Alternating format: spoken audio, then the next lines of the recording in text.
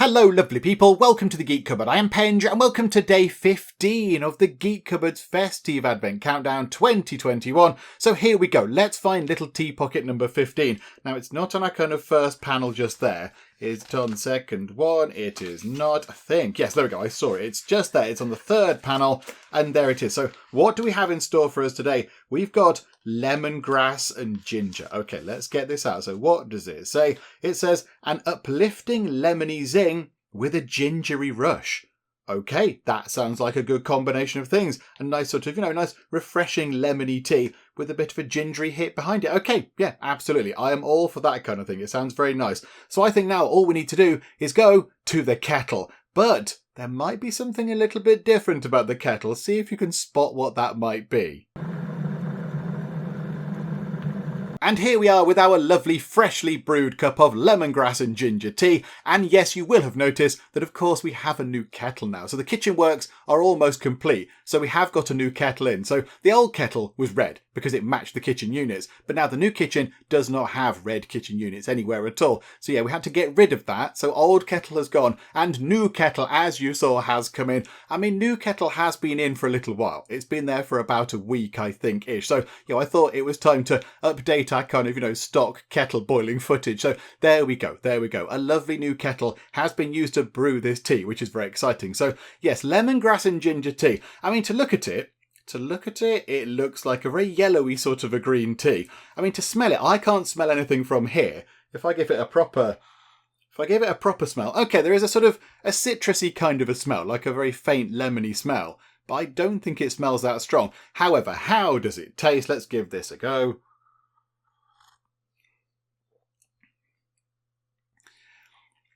Okay, that's very nice. There we go. I was waiting for the kind of the hit of the ginger. That kind of comes in a bit later. Yeah, okay, that's nice. It's quite strong. It's surprisingly strong. I did not think the lemoniness would be quite as strong as that. But there we go. It's very nice. It's very nice and sort of refreshing. And yeah, the ginger does add a little bit of something extra to it. Yeah, I like that. That's very nice. Yeah, the lemon is quite a strong flavour, but it's not too strong. It's not completely sort of overpowering. And then, yeah, just as you kind of think, yeah, okay, that's nice. Then you get a gingery hit, just to make that a little bit more interesting. Yeah, that's nice. Hang on, I'm going to go in for another bit.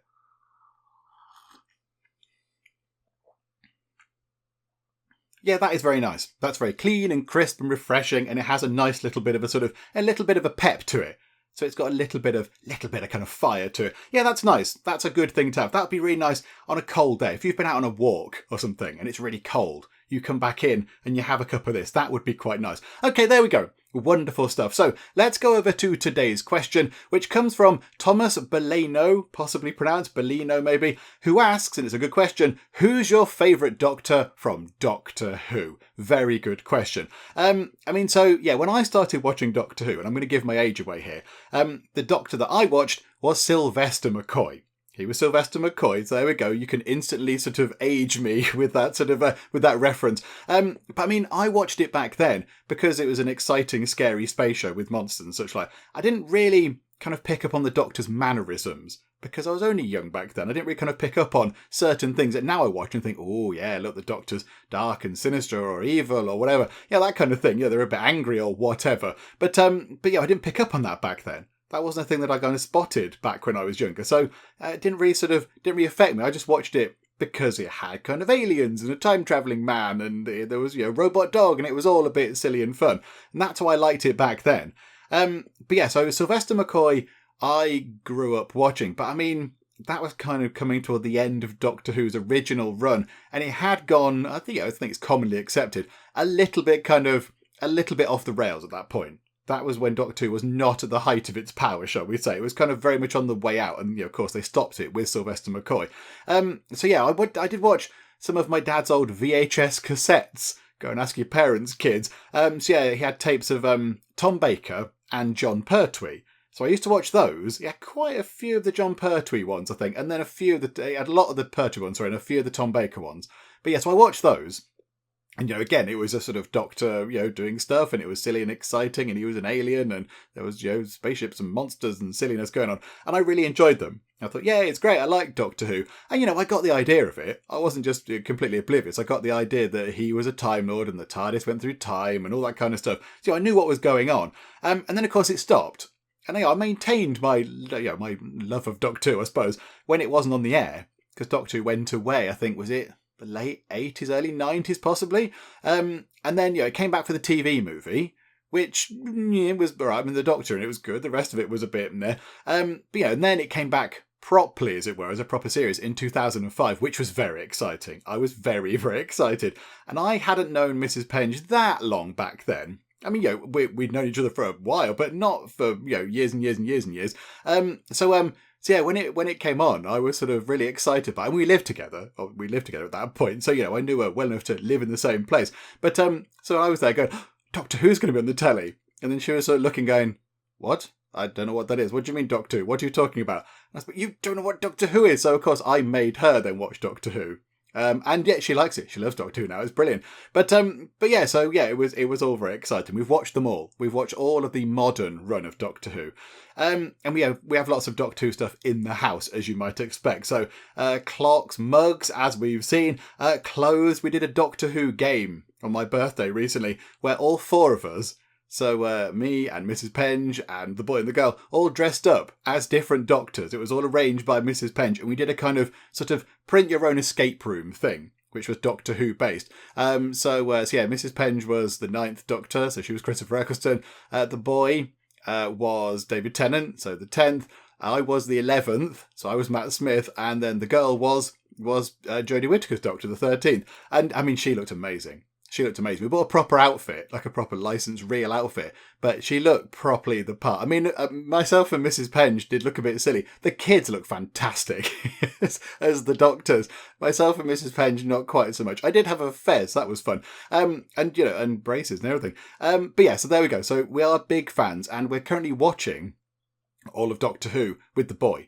So in the evenings, if we have time, if it's early enough, we're going through all of them. So we started, the modern runs. We started at number 1 with Christopher Eccleston and Rose, and then we're coming through to Matt Smith's run now. So he's just got spoilers. He's just got stuck inside the Pandorica. That's where we are right now. So we are at the kind of the business end of season 4, which is it season 4?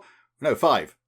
Season 5 it was, yeah, so at the business end of season 5. So yeah, it's all good, it's all wonderful. I like watching Doctor Who, it's all very exciting. However, this is rambling on about Doctor Who. The question is, who's your favourite Doctor from Doctor Who? I think, and I mean, I'm excluding the older ones because I didn't watch them as much. So that means a lot of people will say Tom Baker is their favourite Doctor, and fair enough, he was very good, but I've not really seen that many Tom Baker ones, so I'm not sort of discounting the old ones because I don't think they're good, just because I haven't really seen very many of them. I've seen some. I've seen Pertwee and Tom Baker, and I've watched some of the Colin Baker ones. I've seen some of them, but I've not watched a lot of them. I've not watched them all, certainly. So these are more based on the modern run from 2005 onwards. And I would say, this might be controversial, I would say my favourite might be Matt Smith's Doctor. So the 11th Doctor, because I think he's very good. I think he's got a childlike kind of playfulness about him. So he runs around like a kid, and he's all very excited and very sort of giddy and such like, and he flaps his arms round, and he's quite funny.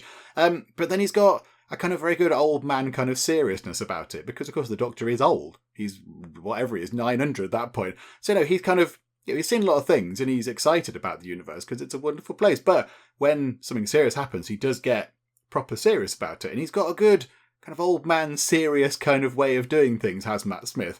And then also, yeah, he gets angry.